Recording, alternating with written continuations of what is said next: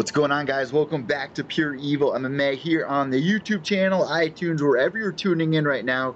Thank you so much. Make sure you guys hit that subscribe button down below. I am joined today with no other than Steve Ricardi of the Jersey Boys podcast. We're going to be previewing UFC Hamburg. We're going to be talking a little bit about who we're favoring in the fight and give some odds and predictions here. What's going on, Steve? How you doing today, brother? Hey, Eddie, how's everything? I'm trying to tweet it out so that we get some more people on here and get some good predictions. But how's everything going with you? It's going good, man. I mean, the last couple of weeks have been steamrolling here in the MMA society. I mean, listen, we had in the past 4 weeks 6 live events, going on 7 events in 7 weeks, or 8 events, one staying away Tuesday Night Contender Series. I mean, it's just steamrolling all these amazing cards. But the biggest issue I keep finding every year around this time is there's so much MMA that a lot of it goes under the table, that a lot of people, like, they don't even realize who's fighting on the card. And there's been a lot of great matchups even last week. But this week, if you missed last week's action, this week is also a very promising card. I mean, absolutely stacked from top to bottom, a lot of upcoming guys, but also, most importantly, a lot of familiar faces that you'll be like, once me and Steve go through, you're going to be like, wow, I had no idea that this guy was fighting. And Mark Casey being one of them, Glover Teixeira being one of them, Ty Burra, Stefan Struve. I mean, this is an amazing card. Steve, who sticks out the most on this card to you? I think it's one of those things again. Like, are some of these older guys that have been around in their 30s, are they turning into the gatekeepers of the division? Because that's what we've seen over the last few weeks. You know, there's the up and comers, there's the guys that are, you know, top 3, top 4 in each division, and then there's these gatekeepers that, you know, a guy like Corey Anderson, if he can get that win this week, you know what I mean? He's putting himself in a nice position to maybe 1 or 2 more wins, and he could get a title shot. You know, every time he steps up in competition, though, he hasn't really been able to do it. But there's a lot of that kind of stuff going on. You know what I mean? Yeah, there's a shit ton of those fights. I mean, Shogun, who is on this card, and he has like one of the most, he has a nice little fight win streak here in that division, like one of the top guys to have a win streak currently right now. And this guy has been around forever, and he's going to be going against, you know, the younger guy who's also a veteran and has more fights than Shogun Hua in Lionheart Smith here. And we're going to be breaking it down fight by fight. So I think that's a good spot to start here, Steve, is with that main event. First off, for a fight night card going down all the way over in Hamburg, just a quick heads up to everybody out there, we got some wacky times we're working with here.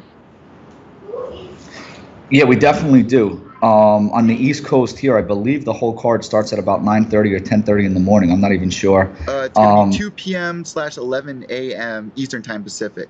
Oh, the main card you're talking? Yeah, the main card. Yeah. Well, I mean, we're supposed to have bad weather around here, so there's no other thing to do than watch some fights, you know? But you're right, Steve. On Fight Pass, just to double check that, it is 10:30 a.m/7:30 a.m. and that's just going to be strictly on Fight Pass. We got 3 fights on there that we're going to get into. FS1 prelims begin at 12 p.m/9 a.m. Eastern Pacific, and then on to FS1 for the main card here. So yeah, man, I mean, these are some weird times, but at the same time, we can't really complain here on the East Coast because we're kind of spoiled with, you know, pretty much every fight card is convenient for us around supper time. Yeah, definitely. There's nothing into it. So let's get right into this card. What do you think about this main event? All right, so obviously in the main event, you have some familiar face with Shogun Hua, like I was just saying, man. And Shogun has actually been surprising a lot of people lately, but I feel like he's just slipping by the fights that he's winning. And the guys that he's been fighting should be able to get the win over here. Anthony Smith, coming off the win that he just had against Rashad Evans, really put into place of what you were just saying there. Like, there's a lot of gatekeepers in this division that, you know, at one point were champions, but here it's almost 2020, man. So when is that time going to change for a lot of these guys? And we've been seeing it a lot recently. I think Smith has what it takes to get past Shogun Hua. I think that we're going to see a KO. I mean, people are always putting up the argument, Shogun Hua is a veteran. I mean, Smith has been doing this since freaking Strikeforth in 2013 and has fought some of the best guys that we know in the past, you know, a handful of years. Yeah, I think he has about 42 fights under his belt. And again, he just moved up from 185 to 205, so he's in the light heavyweight. I really like Anthony Smith. I really like this fight because I don't think I don't think Shogun's going to be able to kind of sit back like he's been doing in the last 3 fights. And I mentioned on my podcast too, and I'm just going to repeat something I've been saying. I think Shogun's really managing his career at this point. He's 36 years old. He's taken 1 fight a year.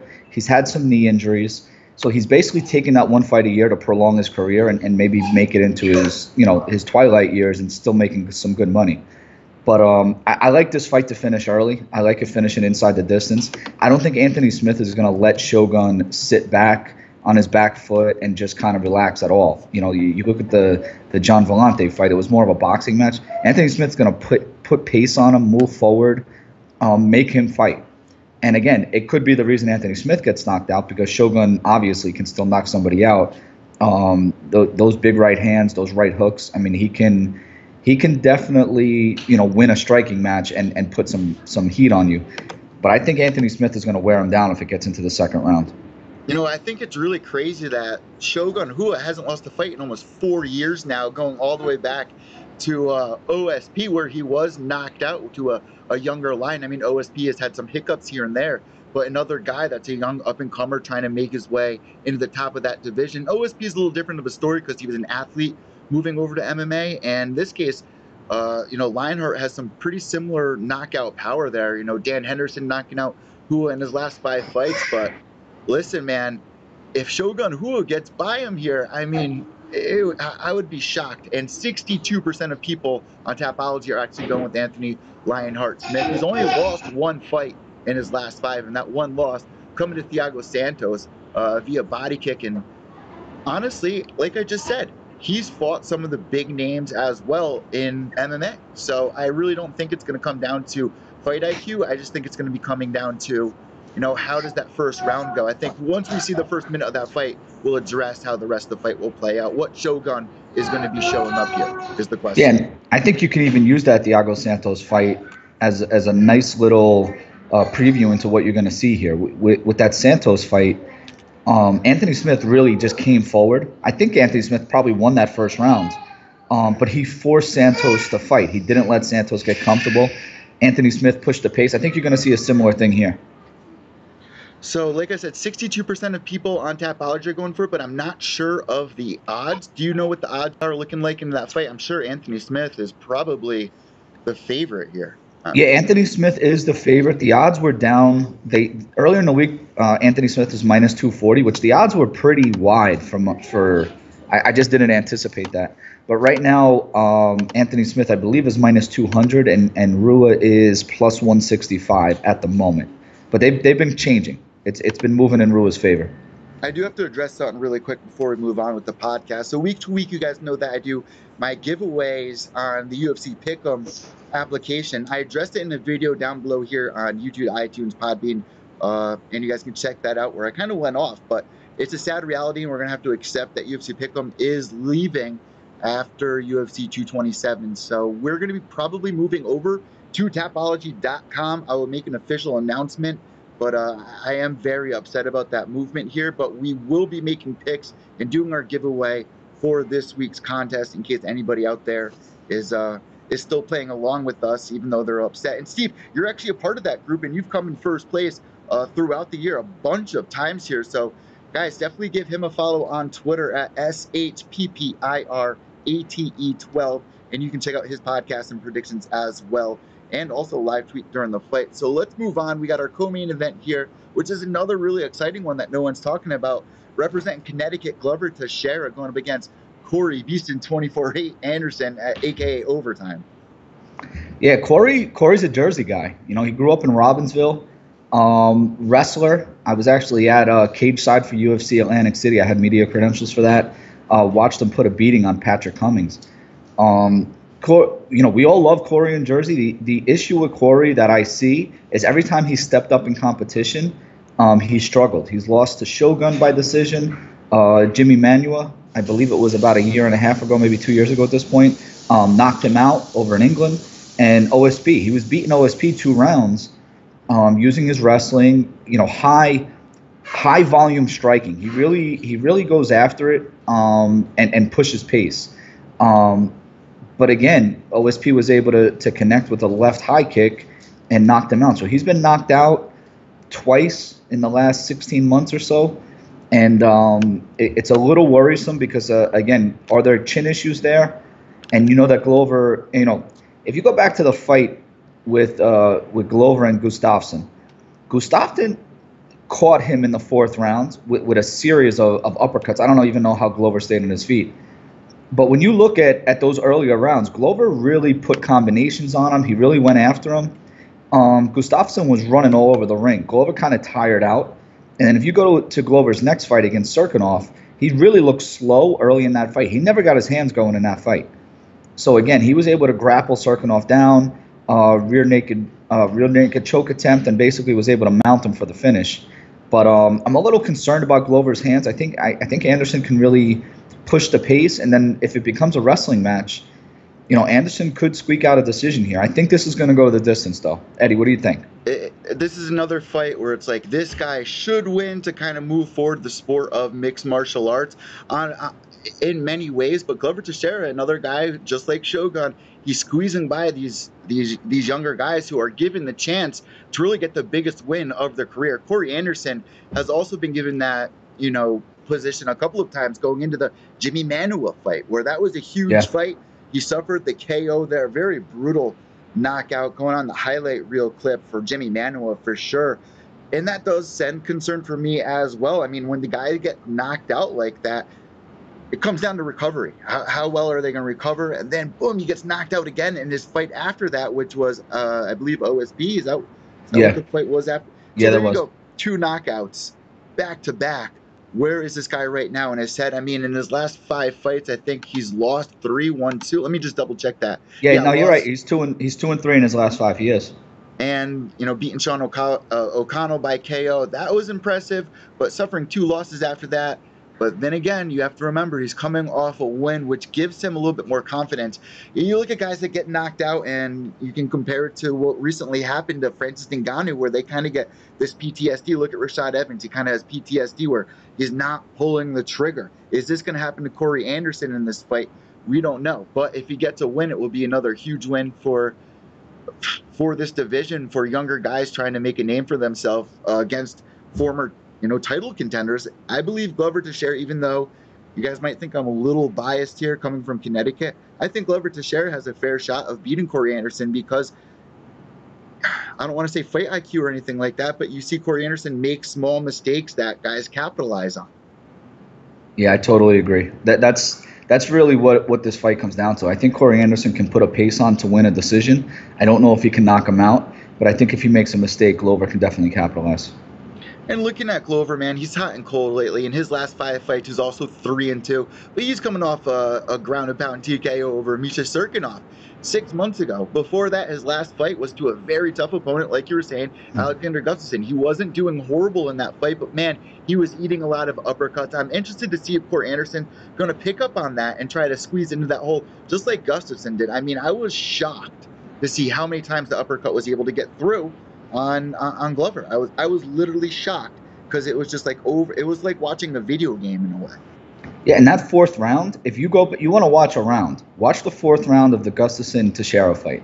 The pounding that Teixeira took was, I mean, it was amazing that he stayed on his feet as long as he did. He took some shots. And then again, I think that carried over into that Serkinov fight, because you watch that 1st round of the Serkinov fight, and it was a quick fight. But Glover never got his hands going in that fight. He had to resort to grappling because Serkinov was just faster than him on the feet. So that's what concerns me about Glover right here. Corey Anderson's an amazing wrestler. He's beaten some pretty big names. He's been along with the UFC for years, since the Ultimate Fighter, going back to 2014. And, man, he's had a lot of fights so far. I don't know where my pick is going to be going. I think I'm leaning more towards Corey Anderson, obviously, because that's the direction I would like this, to head.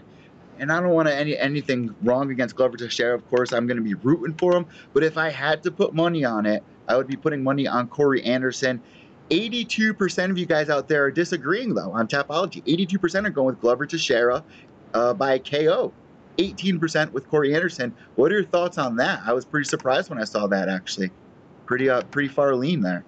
I think the issue is 2 things. I think people worry about Corey Anderson's chin. I think that's the first thing. And Glover can definitely, from what we've seen, he can definitely get after him in that department. And then the other thing is, I opened up here, every time Anderson's stepped up in competition and has really challenged himself, he's lost a fight. He's lost to Shogun, he's lost to Manuel, he's lost to OSP. Those are guys that are basically ranked ahead of him, that everyone would basically say they are better fighters. He beats the guys like Patrick Cummings, a one-dimensional fighter. Those are the kind of fights that he's been winning. So again, how comfortable is Corey Anderson with the share of striking? That's what we're going to find out tomorrow. Let us know what you guys think about this. You can tweet me at evil_echo. That's EVIL_ECCO. And you can also text Steve at SHPPIRATE. And I'll be live tweeting throughout the night. I always love doing that. And it's going to be kind of weird because, like I said, such weird hours. So we might get some silly tweets in there. I wouldn't be surprised. Let's move forward here, though. A fight that really is going under the radar. Not many people are that familiar if you're not a diehard fan here. But we got two competitors going up. We got Vitor Miranda against Abu Azaitar. And going into this fight, man, both of these guys are, I don't know where I'd really put it, but Abu Azaitar is somebody that I'd really want you guys to keep your eye on here. He's making his debut, coming over from World Series of Fighting. It's been a minute. He's over in the welterweight division, and he can get a win over Vitor Miranda, who's on a 2-fight losing streak right now, coming off a loss to Chris Camozzi and also a loss to Marvin Vettori. This is a huge fight for Vitor Miranda. I wouldn't be surprised if he loses this. They might be giving him that pink slip, and he's going to get put to the test against Abu Azaitar. So what are your thoughts here on this one, Steve?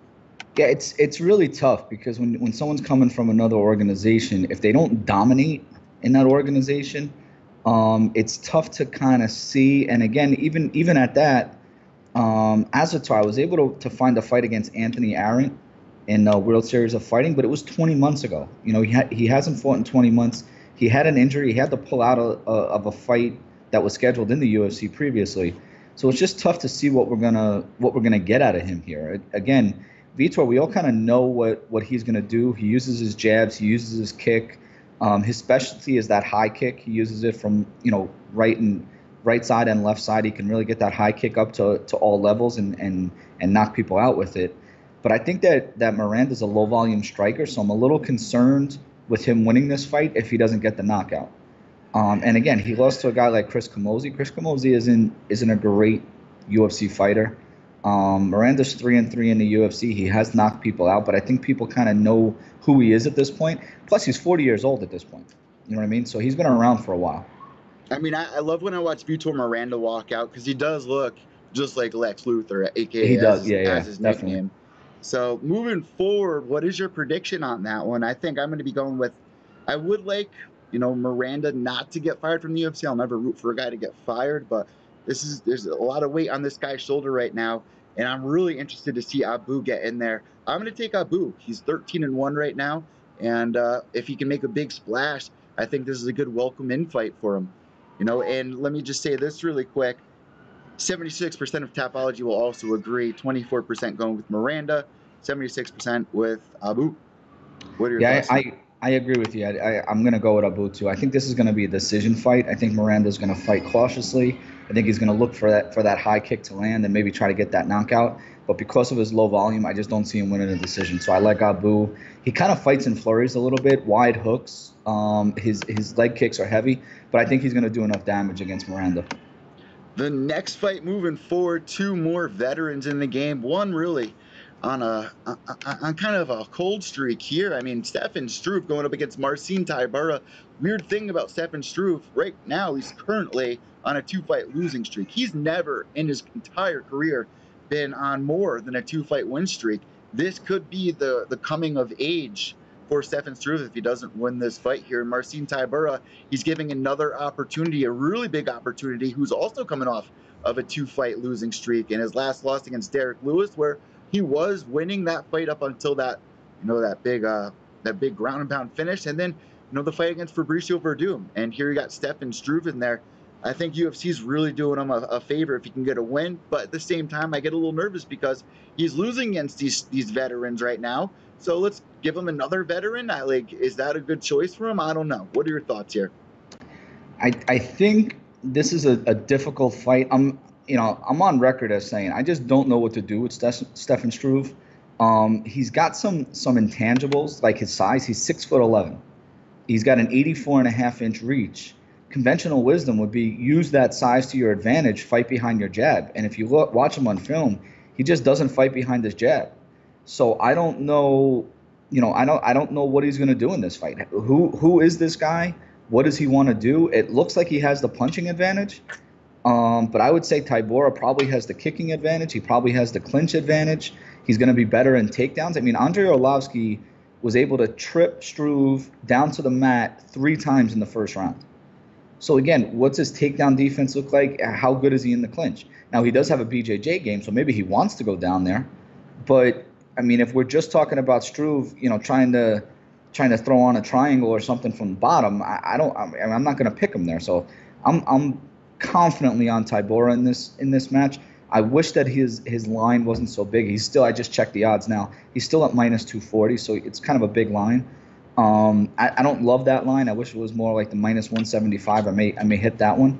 But again, both of these guys are coming off 2-fight losing streaks. And then a guy like Tybura, he basically had Derek Lewis, you mentioned it, Derek Lewis beat. He was up two rounds to none. He actually had Derek Lewis in mount. He mounted Derek Lewis twice and really couldn't get anything off on him, which was shocking to me. And he winds up losing that fight to Derek Lewis. But I'm going to go with Tybura here. Struve is kind of, I don't know. He's kind of a mystery. Why he doesn't fight behind his jab, I really don't know. It's another guy that's like, who's going to be showing up here? Is it going to be, the dedicated Stefan Struve, which I'm sure, he's always dedicated, but he has to be a little worried right now on a 2-fight losing streak. Like I mentioned, never losing more than 2 fights in a row in his entire career. To his defense, though, I will say this, because there is a lot of people out there that do put a lot of heat on Stefan for losing. There's a lot of people that give a lot of guys heat for losing, but the one thing I get iffy about is when these guys are losing to top 5 competitors. It's totally understandable. I mean, these are the best fighters in the world. Sometimes you're going to take an L in there. I mean, this is the best of the best, even though they're getting a little bit older. That's why I say if he loses this fight, I think it might be a new era for Stefan Struve here, where he should, I'll never say for a fighter to retire, but it does make me worry a lot to see a guy lose 3 times in a row. And, you can compare that to Chris Weidman, how he was doing, and he had an amazing comeback in that fight going out on here on the East Coast. But I don't know. Marcin Tybura at number 9, Stefan Struve at 13. I don't know, man. Both these guys are coming off of 2 losses. I think I would lean towards Tybura to win this one, but in my heart, I want Struve to win. If you got to put money on it, I'm going with Tybura to win. Probably by ground and pound, but he has to be really careful there, because Stefan Struve could, like you said, you don't want to, it doesn't just come, but he can easily get a submission win over Marcin Tybura here. Oh yeah. He has a BJJ background, and again, he's got long limbs, long legs. I mean, he could do it. And again, he also cuts to 265. You know what I mean? This is a heavyweight fight. Struve has to cut to get down to 265. Tybura is going to be about 245, maybe 250. At weigh-ins, I didn't really look and see what the weigh-in numbers were. Everyone made weight, by the way. Yeah, every single fighter. So that was huge news to wake up to. Big smile on my face to read that everyone's professional and did their job, because it doesn't look good when you got guys missing weight, and especially with like the conspiracy theory that's been going around. I'm sure you've heard of, all these guys out there that are either doing eye pokes and getting away with it because you're not going to get a point, or right, missing weight to have that little advantage, because all right, you're giving up 20% of your person, and to me that's a lot, but to get a win and be like the headliner, and it's a huge advantage, and it's just awesome to see that everyone did their job here finally. And Eddie, I'll even go a step further with that. I'll give you 3 opinions. Number 1, the referee needs to take a point. Okay, that's number 1. They need to take a point for the eye poke, and then number 2, they need to take a point when guys grab the cage. The amount of times that guys grab the cage and wrap their toes in the cage to try to do things, or it's getting ridiculous. And again, the referees, you're supposed to be in charge of the fight. Just be in charge. Take the point away. They'll stop that stuff real quick if they know you're going to take the point away. They know you're not going to, which is why they keep doing it. A lot of the reason, too, behind it is the way that the scoring system is. When you take a point away, even if it's for, grabbing the cage once or an eye poke once, which, I wish there was a punishment like that, but 1 point could fuck up the entire fight. It's such a loss. You know what I mean? So there needs to be something figured out. Something needs to be figured out because, again, you're getting an advantage. Not for nothing, but we just had the heavyweight championship a few weeks ago, and Daniel Cormier, eye poked Stipe, and then a minute later knocks him out. So I'm not saying that that's the reason he knocked him out, but it's obviously an advantage if you're able to do that. And again, a lot of the times when that stuff happens, it gives a guy the opportunity to kind of recover from whatever was just going on. You know what I mean? And again, think about, why are you eye poking somebody? You're probably moving back and you have your hands out. So that means the other guy was coming forward. He's probably doing the damage. And then there's the eye poke. It gives the guy who's moving back, who maybe is rocked a little bit or whatever the situation may be, gives him a chance to recover. So it's almost like it's a strategy to gain an extra minute or 5 minutes, because they put 5 minutes on the clock. And I'll even take a step further with the weigh-ins. I think these fighters all the time want to complain about the money. You listen to all these podcasts, they're all complaining about the money, being able to pay their people, pay their trainers for their food and everything. Make weight. You're giving money away by not making weight. You're a professional, just make weight. And if you can't make weight, go up.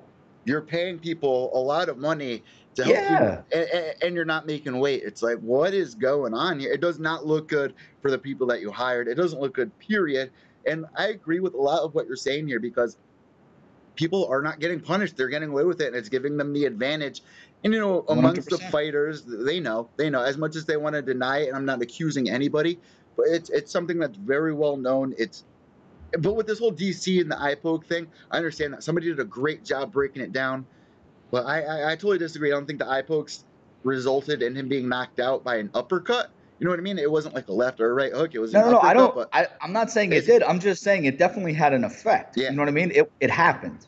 And again, whether DC wins that by decision or not, he knocked him out, so it's here nor there. But there was an eye poke. It did affect the fight. It was weird seeing whoever did this breakdown. I really wish, because they deserve a shout out here. It wasn't Kobe, but they showed a lot of images of DC with his fingers extended a lot throughout, that first round. There was times where it was like, was that a fucking Nate Diaz Stockton slap or what's going on here? So I do understand the raise for concern. I just disagree with, that wasn't the reason he got knocked out, because it was with an uppercut. But it doesn't look good. Like, people will judge that 100%. If you're at a bar, it's your first time watching a UFC fight, you see that, it's a huge disconnect for you not to want to watch again. Yeah. Even the bad judging and stuff like that, something that needs to be figured out. So this is why I celebrated all morning that everyone made weight, because it evens the playing field. Yeah, when you talk about the judging, last week was probably the worst I've seen in a while. That was really, really bad. Something needs to be figured out. I had recently on oh my God, Apex 170 on, and he was telling me, he was like, why don't you guys get something figured out where you have judges that are not there ringside, because that does affect the scoring system. I've been at events where I see a lot of the fighters on their phone. I mean, the judges on their phone or discussing with one another, because when I'm there, I'm talking to the guy next to me on press row. How did you score that? You know what I mean? So when you hear the fans screaming, it does make a difference. So there's a lot of stuff that needs to be figured out in this sport, and we're getting there. We'll get there. We're still in the early days of the sport, you guys have to remember. Yeah, definitely. But the more people, the more fighters and stuff that talk about it, that's when, the squeaky wheel will get the grease. So let's move forward with this card. We were recently just talking about this fight right here against Marcin Tybura against Stefan Struve. I put my bet on Tybura. You had your bet on Tybura. So moving forward, Zawada versus Roberts. What do you know about these two? I'll tell you what. I don't know a ton about Zawada. He is from Germany. He is coming in on short notice. This was the fight that was supposed to be Danny Roberts and Alan Jouban. So Roberts was ready. He did a full camp here. And again, Roberts is 4-2 in the UFC. He's been knocked out twice. Once by Mike Perry, who, Platinum Mike Perry is known to knock people out and try to knock people out. And then the other one by Nordine Taleb. So Nordine knocked Danny Roberts out real early. I think it was a kick. It may have been a kick. But for the most part, Zawada is a guy who, in his fights, he has a five-fight winning streak. His fights finish. So I actually took the under in this fight, or does not, inside the distance prop, it was big. It was, I think it opened at like minus 260, and it's over 300 now. But I actually took that prop and parlayed it with inside the distance in the Shogun fight, which actually got me down to like a minus 108. I really like that bet. But Zawada is a guy who I think is in here to kind of, he's going to fall on his sword here. He's either going to knock Roberts out or he's going to get knocked out. And I think Danny Roberts knows that. He's a boxer. And I think he's going to go for the knockout too. A couple weeks ago, I think it was over in England, you had you had a fight where the guy came in on late notice, and who was it? It was Neil Magny. So Neil Magny, again, was a big favorite, just like Danny Roberts is a big favorite here. He was patient in the first round, but he basically caught the guy with a bunch of good shots and then eventually knocked him out by the end of the first round. I can see this fight going very similar. Danny Roberts, I think, is going to come out here and just kind of knock him out, maybe late first round, early second round. I don't really know what to think about this fight. I mean, Danny Roberts, it is a short notice fight. You got David, who's making his debut, and we know the story of guys making their UFC debut, how that goes. Once they make that walkout, they smell the beer, the popcorn, the Vaseline, and the cheering fans. I mean, it really sets your stress levels off. So I don't know what to expect with a lot of guys that make their debuts. It kind of makes me worry. But in this fight, man, I'm going to agree with you there. However, what are the odds? What did you say the odds were? Danny Roberts is minus 365. David Zawada is plus 305. Eddie, let me tell you something about a fight that I watched with Zawada. Okay. He fought Michael Michalski in March of 2018. Okay? Michalski knocked his mouthpiece out twice in the first round. Zawada's mouthpiece was on the ground twice in the first round. Like, he was finished. He was done. If he gets finished in that fight, he never gets this fight. All right? He was able to basically, I think what basically happened is Michalski kind of slipped. He got down to the ground. He was able to like grab his back, and Zawada, snapped in a rear naked choke. Like, this guy was literally almost knocked out in March. If you watch the fight, it's on YouTube. It was KSK 43. Yeah. KSW 43. I'm sorry. I mean, the guy, he got his mouthpiece knocked out twice. How often do you see mouthpieces get knocked out? Usually it's because the guy gets rocked. So again, this guy got rocked in the first round. If Danny Roberts rocks him, I think he gets for the finish. I don't think he makes it out of the first round. And you know what? Hot chocolate, Danny Roberts, he's been pretty hot and cold. Of his last 5 fights, he's 3-2. David Zawada, man, he's on a killing streak right now. 16-3 record. His last 5 fights, he's won every single one of them. This is a very interesting matchup. And like I said, I don't know much about these guys, but I love when you see these fresh new faces come in, and you can only hope that they're going to make a big impact here. But the way that Tapology has it, 70% are going with Roberts, 30% with Zawada, and I think a big reason being not much is known about Zawada yet. So let's see what he can do here, which is a perfect little segue to move forward into the fight following against, in my book, wasn't it? Hold on a second, because this is all mixed up here, it looks. So I got UFC.com. Yeah, UFC.com has Diakese. Yeah. But Tapology does not. I think they flip-flopped the fight for some reason, which is a little weird. I don't know why they did that. Right? After Robert Zawada, it should go into Diakese, correct? Yeah, I have Diakese. I mean, we could go either way. That starts off the main card, correct? Diakese? I think so. Because that's the way the UFC has it, but Tapology again and UFC Pick'em Map both all different. So I'll have to double check that. But the way that UFC.com has it, starting off this main card, we have Mark Diakese, who's coming in here on a 2-fight losing streak, which is so weird because we look back. This is a guy, kind of reminds me of, in the same era that Lando Venata was coming up, where he puts on an amazing performance, picks up all this steam. You got all these fans, following him now and want to know what he's up to. He's on Ariel's show the next day after his big win. You have everyone just really yesing him to death, saying you're the next big thing, and then boom, he's on a 2-fight losing streak, and that momentum is very hard to pick back up. Yeah, and I think this is a tough fight for him. I do like Diakese here, right? Yeah, and again, he fights out of Hamburg, Germany, so he's a local guy. He trains with Zaraz Zahabi over at TriStar.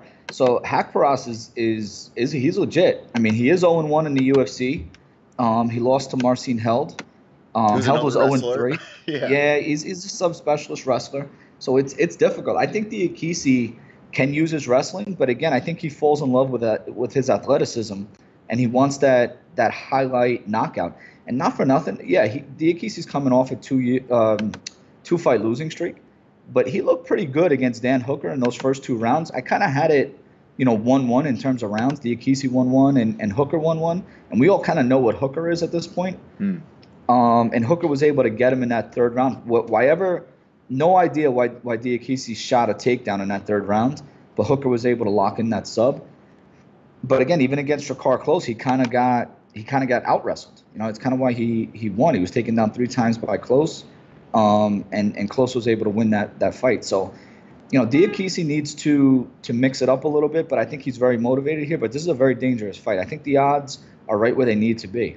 Well, first off, what are the odds? Diakisi's minus 165, and Haqparast is plus 145. And again, I think that's where it needs to be. Diakisi has more experience. He's got a couple wins in the UFC. Haqparast is 0-1 in the UFC, but this is a tough fight.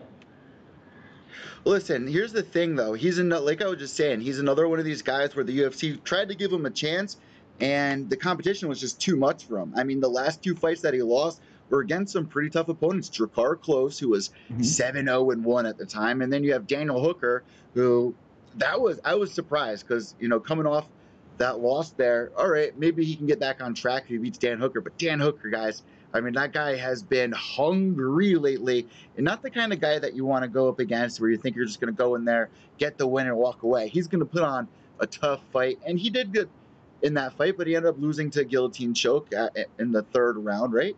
Yeah, it was in 3rd. But this is a fight that probably should have happened before he got moved up in competition. A guy like Nasrat would have been perfect after that big win against Tamu Pakalin. I mean, how do you go from beating Lukas Sajewski, then Frankie Perez, then Tamu Pakalin, and then all the way up to Ricardi Close and freaking Daniel Hooker? That's a big jump in competition. Yeah, and I think they kind of mismanaged him a little bit. I think he wasn't ready for that. But I think this is a fight where he can get his feet back on solid ground with the UFC and get some confidence. Again, I'm going to pick Diakisi, but I think it's a tough fight. Haqparast is tough. He's got the right training. Again, Firas Zahabi at TriStar, I mean, he's one of the best in the business. So, and again, this guy is going to have the local crowd with him. He's from Hamburg, Germany.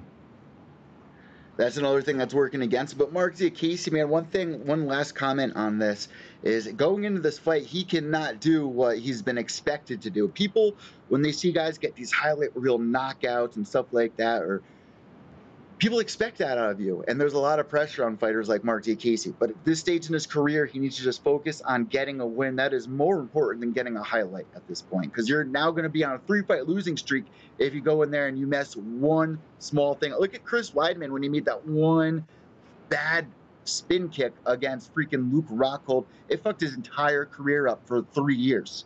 One bad move and you can be screwed. And you're not Chris Weidman at this point. You're on a 2-fight losing streak and you're not even in the top 10 or top 15.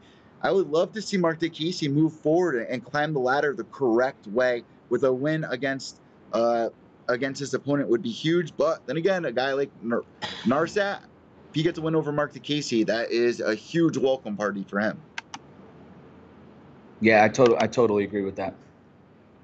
So moving forward, let's see what they got on Tapology. What is everybody rooting for here? You got 12% going up with Nasrat and 88% with Diakisi via TKO. So these next couple of fights, we're going to kind of fire through here because not many of them are that well known. But let's move on. We got Nick Hein versus Damir Hadizovic. Now, let's see what we got. Nick Hein is coming off a loss. Same with Damir. 14-3 for Nick Hein, 11-4 for Damir. Both guys, one from Germany, one from freaking Bosnia. What do you know about either of these guys, if anything? Well, I'll tell you what, I really do like Nick Hein here, and I bet him by decision in this spot. Yeah, you can get plus money on the decision. He's a judo black belt. Last time out, he had a 2-year layoff. He fought against Davi Ramos, and if you watch that fight, you want to see some good ground BJJ. Watch what Davi Ramos does to Nick Hein on the ground. I mean, he took his back, tapped him out. It was a thing of beauty. So Nick Hein he was in over his head there. So I wouldn't hold that too much against him. But again, he's 4-2 in the UFC. He came off that 2-year layoff. If you want to go back and see a really good fight, watch his fight with James Vick. Everybody knows what James Vick is at this point. And Nick Hein gave James Vick a run for his money. I believe he actually took a round from him, and it may have even been a split decision in another round. But I like Nick Hein. The problem, and he's a German guy. His nickname is the Sergeant.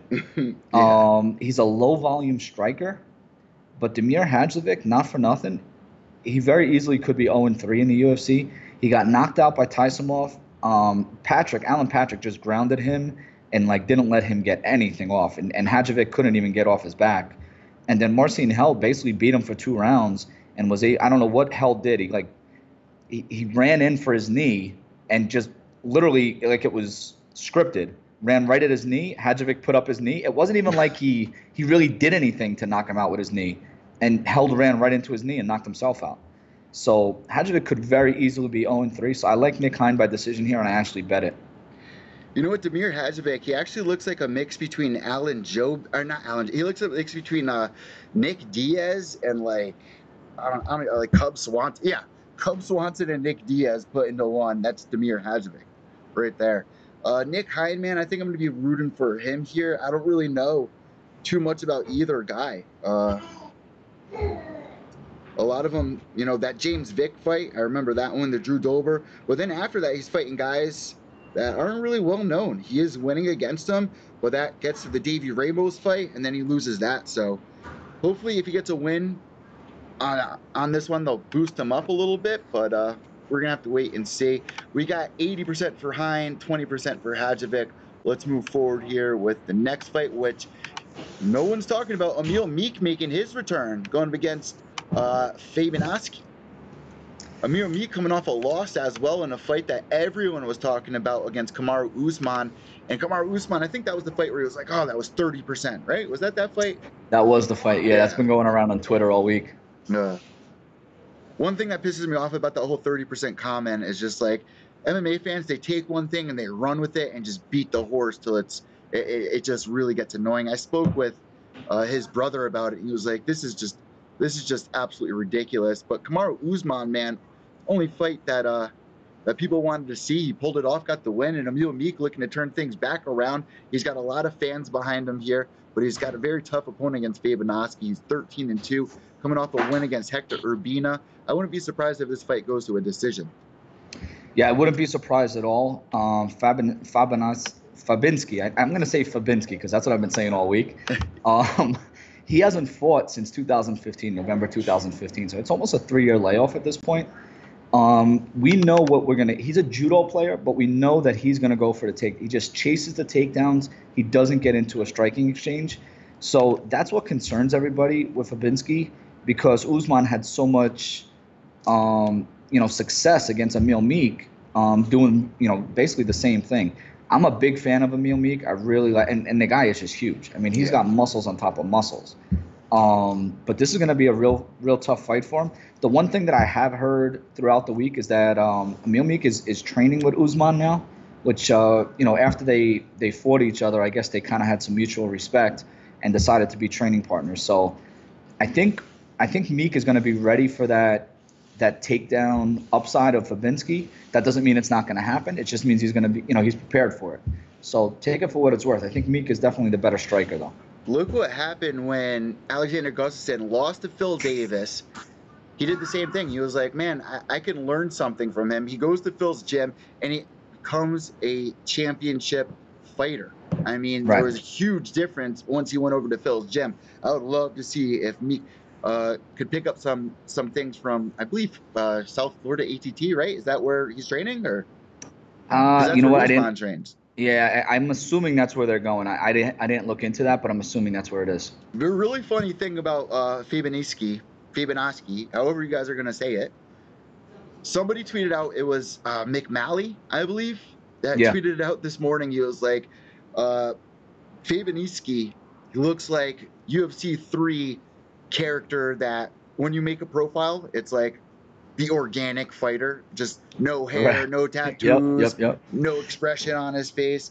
But you know what? I'm looking forward to this fight. I would love to see Meek get the KO. Fabianski use his elbows a little bit more here. I think this is going to be a brawl, man, but probably guess it going to a decision.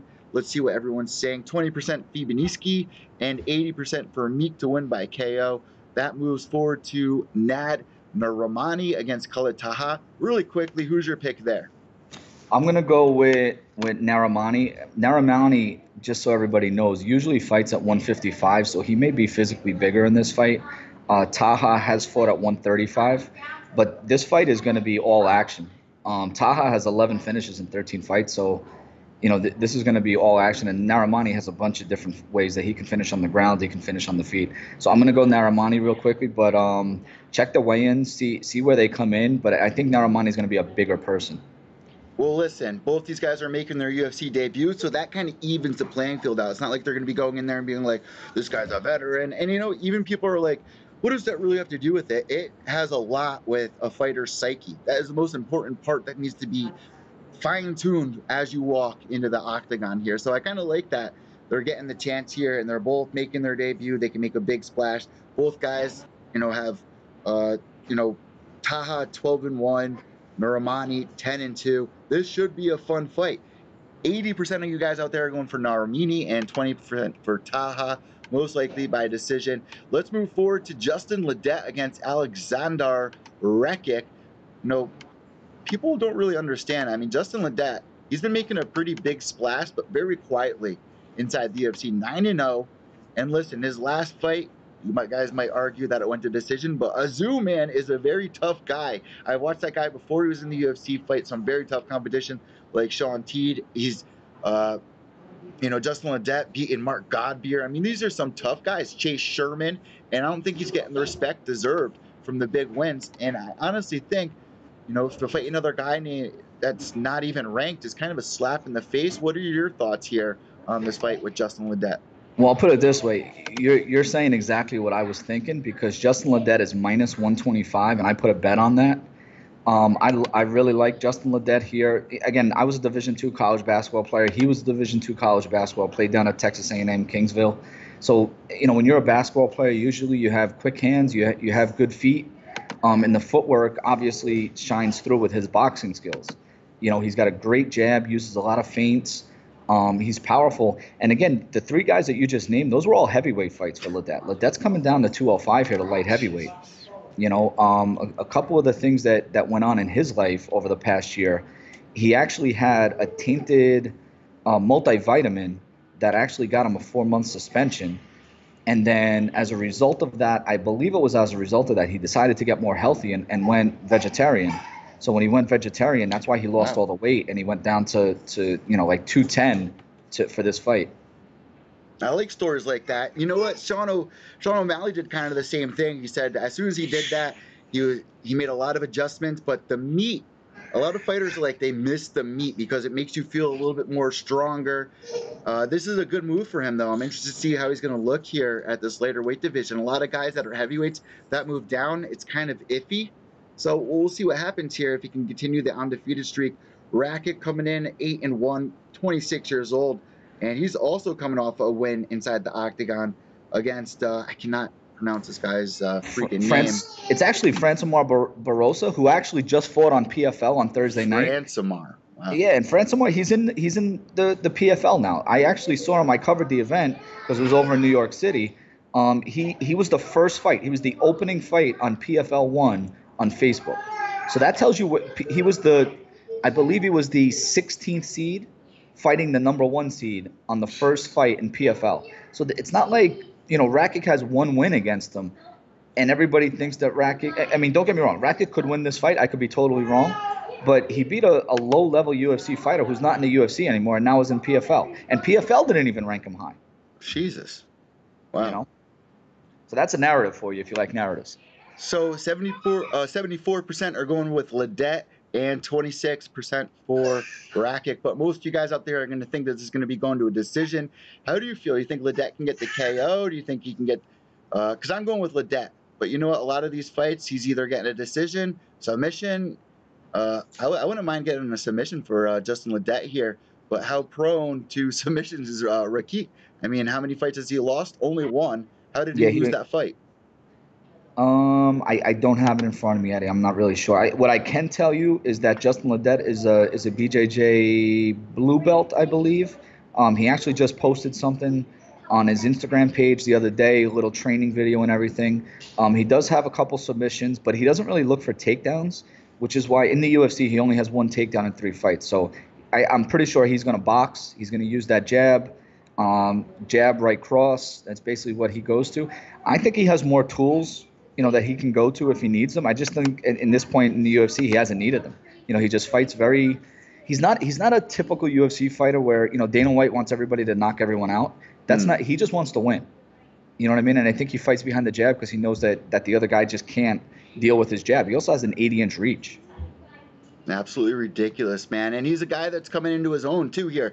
Like you were just saying, he's really good with BJJ, but he's coming in and discovering that he's got power and he's got, other skills outside of, his ground game. So let's move forward to our next fight here. Another one that I'm really excited for, which I'm kind of upset that it's so far down below, but it's going to be headlining the UFC prelims on UFC Fight Pass. We got Manny Bermudez, who's fighting right out here from our area, going up against Davey Grant. Now, Davey Grant, I was a huge fan of Davey when he was on The Ultimate Fighter with Ronda Rousey. I mean, he was just such a kind of a goofball, but like a good, warm-hearted, genuine guy. I'll never forget him, just being silly on the show and missing his children and showing Ronda's mom, like all the photos. And you wanted to root for him. I mean, he made it all the way to the finale going up against Chris Holdsworth. And I was like, oh my God, this is an amazing finale. And he showed up. He looked great until the fight started. Chris Holdsworth get the win.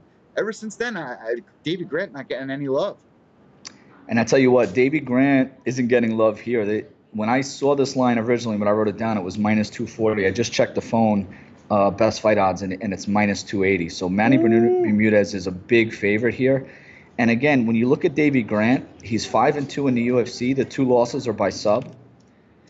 And Manny Bermudez is 12-0, 9 wins by sub. So everyone sees that purple belt BJJ guy coming in. Once he gets it to the ground, he kind of moves fluidly from one submission attempt to the other.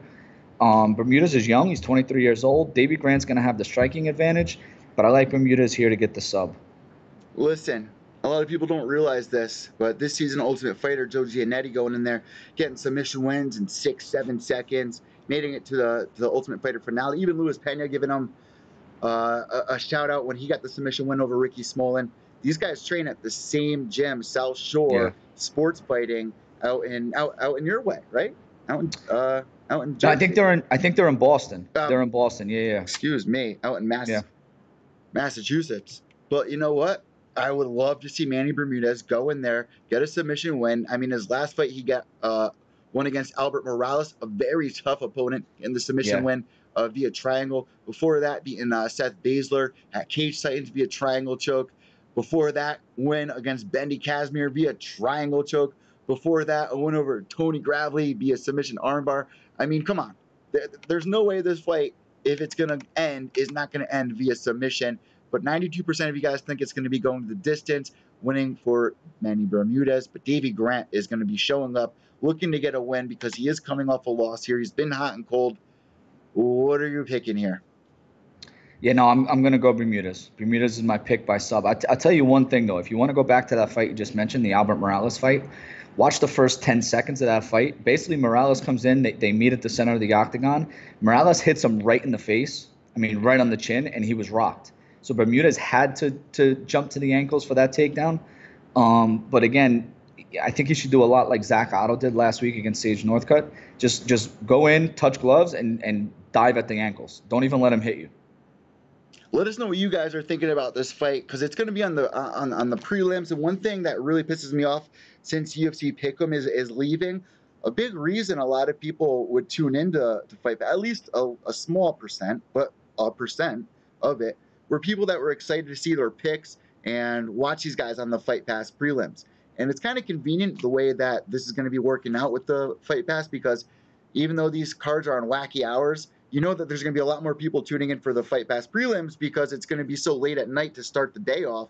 People are going to be ready and anxious here on the East Coast to tune in. So that's a big headline, even though it is on UFC Fight Pass. So moving forward, we got Jeremy Kimball, the last two fights going up against a name I fucking love. I would love to name my child this, Darko Stasic. That is such an evil name right there, Darko. I love that.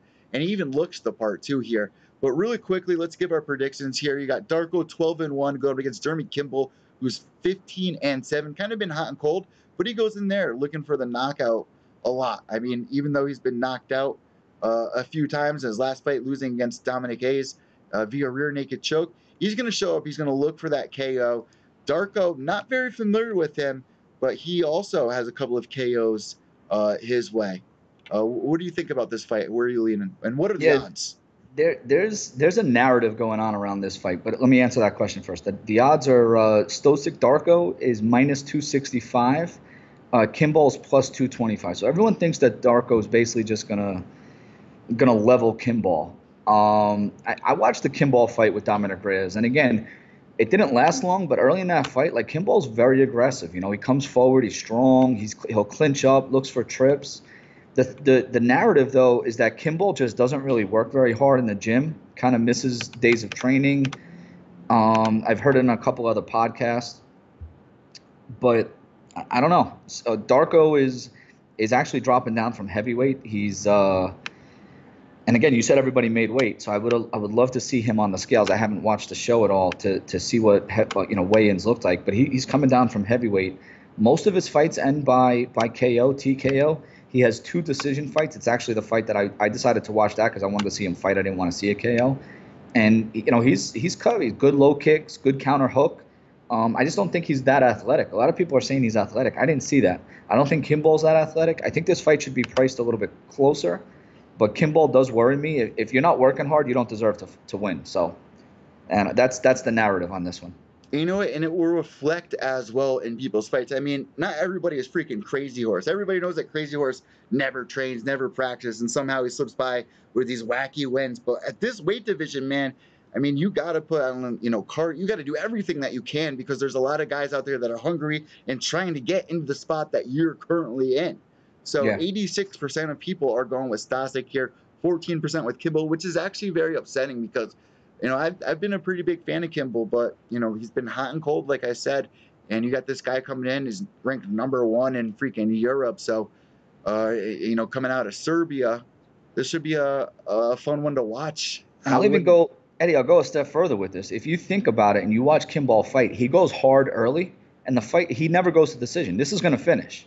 But again, the reason he fights that way could be because he knows he's not in great shape. So you're not working hard. You're not in great shape. So you're just going out and you're going to fall on your sword real quick, win or lose. And again, he's 1-2 in the UFC. So that could feed that narrative also.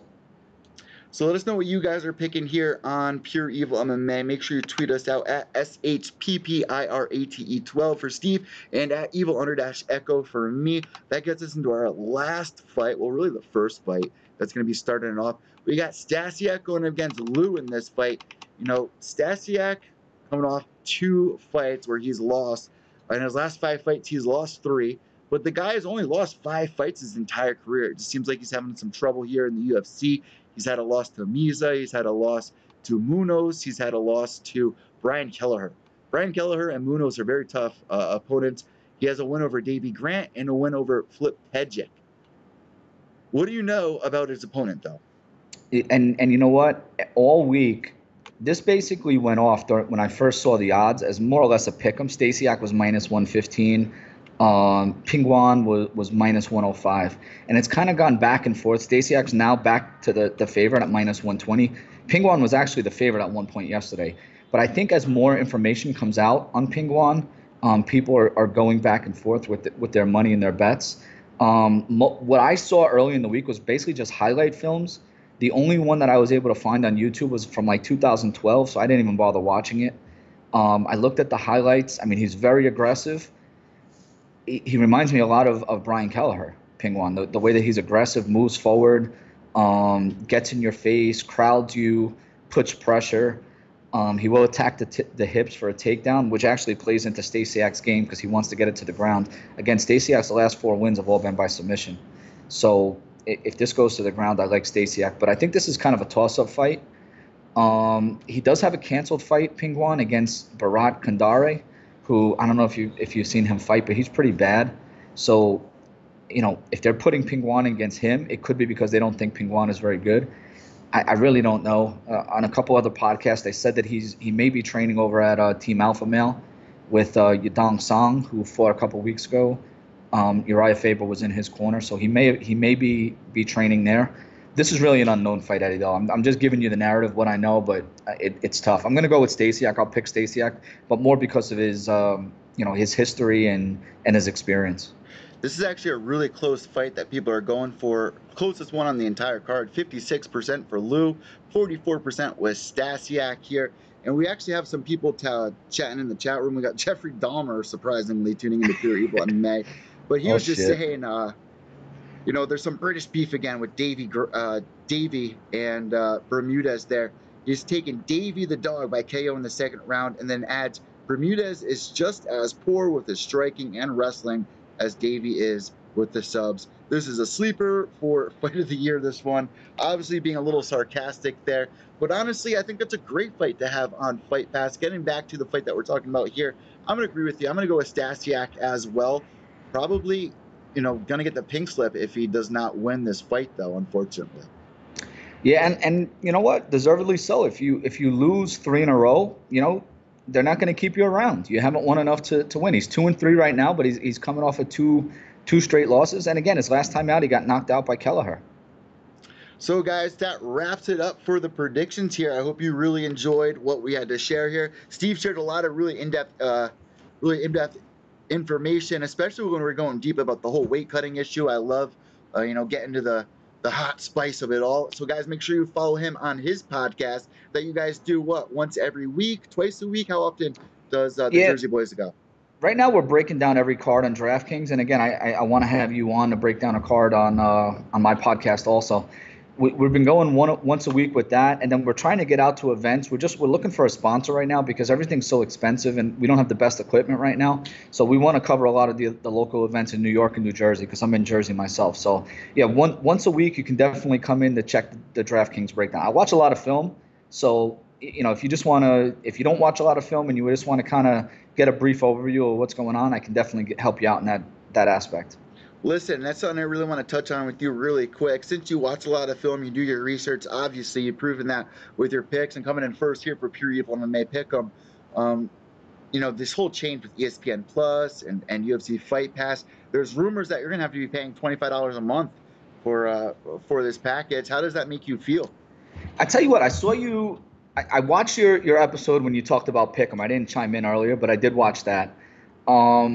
And I think I was tagged on the conversation about the $25 a month. I haven't seen that yet. I'm worried if it is $25 a month. I mean, I'm going to be honest with you, I'm going to pay it. But the issue is with me, if you're going to charge us $25 a month, are we getting access to the library? Because that's how I do all my research on fights. So am I getting access to the library? And then what are you going to do for me with pay-per-views? Exactly. Because if you're gonna charge me $25 a month and $65 for pay-per-views, I mean you're killing your fan base here. You know what I mean? And I just don't think that's very fair. I think you got to do something for the people who are loyal to you. And someone like myself who's breaking down fights. I mean, if you log the time I'm on Fight Pass every week, I'm probably doing 6, 7, 8 hours of tape study on Fight Pass alone. And then doing other tape study on YouTube and things like that. And some weeks it's probably even more than that. So, I mean, throw us a bone here. Let us try to, not have to spend so much money, especially since we're dedicated fans here to your product. So they got to do something better. Yeah, especially if they're boosting up the price to that much. And a lot of these guys that have Fight Pass are the guys that are buying the pay-per-views. That would be a huge deal breaker for me if there was, even 20% off of the pay-per-views, because paying $70 every 2 weeks. I mean, let's be honest, who doesn't watch it in fucking HD nowadays? You can't even get it in SD if you have an HD fucking TV. Who has an SD TV in 2020? I don't know. I do Yeah. not know. No, you're right. You're right. 100% agree. But here, my last comment on this whole ESPN Plus deal and UFC Fight Pass. A lot of these people are also promoting the sport, and you're really making them pay a lot to just be fans. I mean, MLB, Yeah. NFL, NHL, you just have to pay for your cable package. And look how well that's done in the past 70 years. It's worked. You're pretty much hiding your sport away from the general population. A lot of these free cards, people aren't able to see the best of the best the UFC has to offer unless they're paying $12 a fight for a pay-per-view. And let's be honest, that's what you're paying. You're paying $12 for 5 fights. Every fight you're paying $12. Not all of them are worth the 12. Look at Derek Lewis versus Francis Ngannou. But that's my point. Guys, make sure to go check out the Jersey Boys podcast. I would love to come on your show ASAP. I would love to actually do this more with you. I think you did a great job here breaking down the fights with us all. And I want to thank you so much for being a part of the Pure Evil MMA Pick'ems, because your picks really rack up some really good points, and it's very fun to go in there and try to beat you, quite honestly. So we got some stuff that we're going to be sending your way for being such a great member here and also joining me here on the podcast. Last but not least, I know that you're on Twitter at ShitPirate, but where can people find you on Facebook or Instagram or other platforms? Yeah, Twitter is the best way to get on me. I actually run the Jersey Boys podcast, so I'm on Twitter. I'm the one that's handling that account You're also. the guy. Yeah, I'm the guy. I'm the guy from Jersey Boys. But they can hit me up there. We are on Instagram. Jersey Boys is on Instagram, and we are on Facebook. But most of the stuff that we do is on Twitter.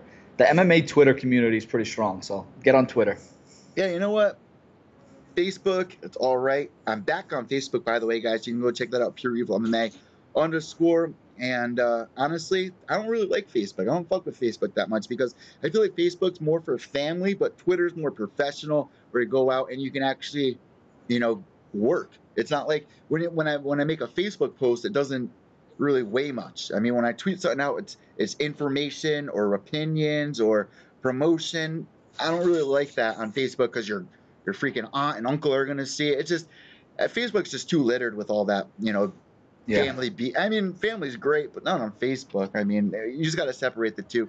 But guys, make sure you follow Steve on there, and thank you for tuning in. If you were tuning in live here on YouTube, make sure to give that subscribe button a press. And also, guys, we're on iTunes, Podbean, Stitcher, Podomatic, and now on Spotify as well. So if you're tuning in there, I appreciate it a lot. We've seen a huge boost in the past couple of months here. In the past couple of days, we got over a couple thousand downloads. So we're just absolutely killing it. James McSweeney was actually this morning when I was on my way back here to the studio. James McSweeney got a freaking shout out on Big Brown's breakdown. So I pulled the car over and I flipped out for a second. So guys, make sure you go check out me and James' new podcast. It's called The Gloves Off, officially named it this week. And last but not least, guys, behave yourselves, and we'll be live tweeting for this event. Steve, thank you so much. Enjoy the rest of your day, Thank brother. And we'll be talking to you soon. There you go, guys. Thank you so much for tuning in. I'm Evil Eddie from Pure Evil MMA, mymmanews.com. If you have any questions at all, anything that we missed, anything that you would like us to discuss on next week's show, all you got to do is tweet me or Instagram me or Facebook me. I'm so happy to be back on all these platforms. Also, guys, teespring.com/Pure Evil MMA swag. We got all new merchandise that is out. We relaunched this design here, which is the Pure Evil MMA cartoon made by Minion McGrennan. We got t-shirts. We got stickers for just $4. I mean, everybody can get something to support the podcast. Every single dollar is going to go into the studio. New stuff. I recently just got us a new GoPro. So this is a huge step up. Obviously, everything behind us right here is stuff that you guys helped purchase for the studio. And if you look back to where we were a couple of years ago to now, I can only thank you guys. I mean, it's been such a fun journey this entire way, and a big thumbs up to everybody out there that's putting support and helping pay for the podcast. The podcast isn't free to put up. It's $7. So even just your views mean a lot to me. I'll pay for all this stuff, doesn't matter. But just your views mean a lot. Thumbs up mean even more. It's a proven fact that giving helps you feel better. So why don't you give us a thumbs up and be traded off? How about that? I rub your back, you rub mine. Guys, Also, this upcoming weekend, I will be at Foxwoods Casino ringside for a line fight that's going to be going down this Saturday night. I'll be there for the weigh-ins as well. I'll be going live for everybody, do interviews. Antonina Shevchenko, she fights out of line fights. She was there last time for her fight before Dana White's Tuesday Night Contender Series. We have Kobe, the Prodigy, Naylor joining us ringside as well to help tweet out live coverage, and you can get that all at mymmanews.com. This week, I spoke with Dulani Perry, the fight god from this season of Ultimate Fighter. Amazing interview that we did together. So check that out down below here on Podbean, iTunes, YouTube, wherever you're checking this out. Last thing before I let you guys go, I briefly spoke about it with Steve, but let me just say this again. Episode 3 of the new podcast I'm doing with UFC veteran James McSweeney is now up. You can also get that down below, or I'll put it here on YouTube, somewhere over here. And you guys can just click that. He breaks down some of the latest headlines. We also get into the whole Dana White versus Big Brown breakdown beef, which was very interesting. And I've seen a whole bunch of people that have downloaded the podcast this week, so I'm so thankful for that. And also, he gets into a little bit about Quick Swick. Mike Swick calls him, he roasts Mike Swick.